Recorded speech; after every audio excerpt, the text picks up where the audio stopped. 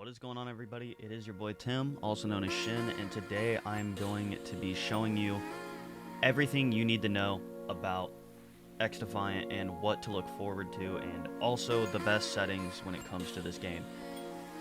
I am one of the competitive players that a lot of people tend to hang around.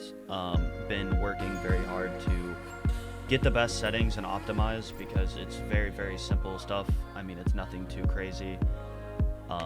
For starters, when it comes to gameplay UI, there's different choices. Obviously, your input is based on your preference, everything around those lines.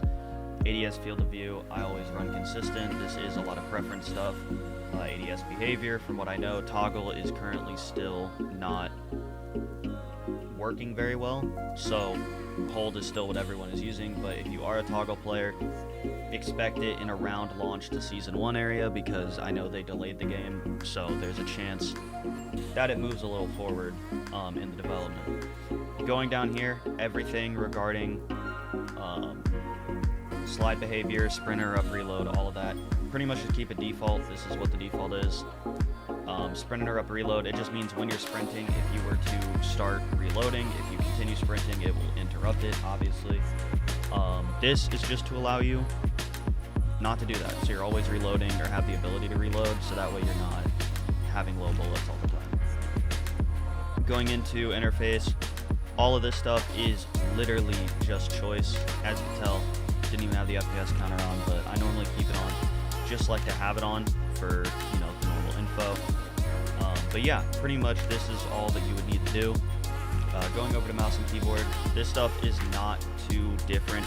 From what I know, if you are playing on mouse and keyboard, the mouse ADS multiplier, I believe, is 1.03. I think that's what somebody said back in a really old beta, but this is what it currently is. I don't know if that's changed. I will test, and you know, you'll see it in the comments probably. But for now, that's literally all it is. Locking mouse and game window, that's obviously a given. You don't want to be swiping your mouse off of the screen and, you know, tabbing out midway through a game. Controller settings, pretty simple. I don't really know what else there is really to do with it. This is something I know nothing about. I'm an MnK player. But what I do know is obviously the aim assist. There is your standard and your just disabled. In my opinion, it is pretty simple. Just kind of go in, feel it as it is, and move from there. Going over to audio, I always suggest for anybody that's doing audio to always keep your main volume really high and adjust your excess settings. However, I've had people that also say keep everything else high and just adjust your main. I turned dialogue off mainly because it is very, very loud, and I know back in the previous beta, every time someone would throw a nade, it was the same voice line over and over again, so it got very repetitive. I do believe that has changed now. Going over to voice chat, obviously you can set up your voice chat settings. I have mine off just because I'm not trying to get anybody in game, because I know that console, it is auto on, so I don't want to hear people like yelling in the mic pre-game or anything like that. This is where it gets different and it gets crazy. This is where the magic happens. This is obviously a PC video, so anybody who's not on PC, sorry.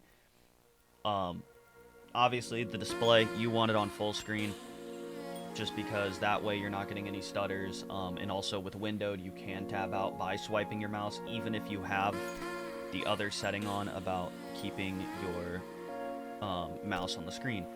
But going back, display resolution, this is entirely preference to what you prefer. I know a lot of people run stretched res. One of a close friend's, Clue, he also runs stretched res, and he has a video on all of his settings, kind of breaking it down one by one. So check his out if you want more in-depth detail. Obviously your display monitor is just simple, whichever monitor you're on. Obviously my monitor is my main one, so it's 1. Refresh rate, make sure this is at the highest. That way the game is always refreshing consistently and quicker. And also just looks overall better. Triple buffering, it says improves frame rate stability, but also adds a small amount of input latency.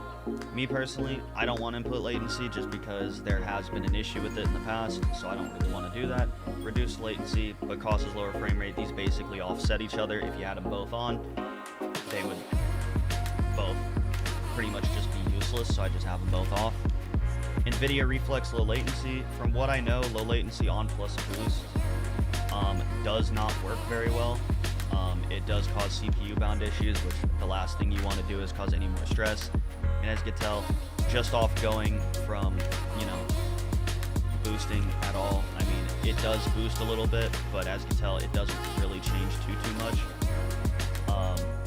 Now, this is a big one for anybody on Windows 10. Keep DX12 on. I don't know why it's not auto on for some people, especially if you're new downloading the game. Get it on quickly, restart your game, don't worry about it. It is very much needed, as if you have this off on anybody who has like a Windows 10, unless your PC is really bad, which I don't think will matter, this is a lifesaver, because I was playing just now, about 30 minutes ago. I was getting about 70 FPS. I swapped it on. I jumped up to about anywhere from 100 to 140 to even getting 200 on some of the maps that are a little bit less intensive. It is a lifesaver. Turn it on. Graphics quality, obviously it's going to be set to custom because you have your custom modes, but you can technically set it to just all low or all custom, whatever it may be. So for everything, it's just very, very simple. Everything outside of your classic modes everything's on low. Very, very simple. I don't benefit anything off of this. I just do low and off, and then I keep everything working fine. It just works clean, it makes the game work easy, and you just go from there. I mean, it just keeps it simple, short and to the point, and there's no issues. Now, you can turn some of these on. The main things that I would say don't turn on is lens flare and chromatic aberration. It just makes the game look really clunky. Lens flare specifically, if you look up in the sky on any of the maps, the sun's going to blind you more than anything. Now, going over here, the simple thing that you should note is that, one, you can have anything on that you want. This is all entirely personal preference. I don't have much of these on or anything, but it is just however you want it. Don't even really play with these at all. The flashbang effect, definitely suggest dark if you are playing at night or playing in a darker room. Last thing you want to do is literally flashbang yourself IRL. But yeah, this just allows you to hang out pretty easily. Now, if you do want to change your settings and have like different little changes, like as an example, I always like Tritantanopia, not because I'm colorblind, but because it just looks a lot better, cleans up some of the colors. And I just also like some of the colors that it comes with. But colorblind mode is in the game, so you can do that. Next, matchmaking. Input-based matchmaking, crossplay. Crossplay, if you're on console and you don't want to play against MnK players, I understand completely, especially with controller not being too working right now. Definitely, you can check that off and just play against other controllers. Input-based matchmaking, as you can tell, one thing to note on the right side of the screen there, does not apply to ranked matchmaking or mixed input party matchmaking. One, I don't know why I have it on, but I'm going to keep it off just because, or actually I had it on for a tournament, but keep it off if you want to play everything. Keep it on if you want to play just your specific input. It's not that big of a deal. But outside of that, there's really not much else to go over when it comes to loadouts, when it comes to everything around those lines. You can find that online. My suggestion, if you are looking to get good loadouts, go over to Clue FPS on Twitter.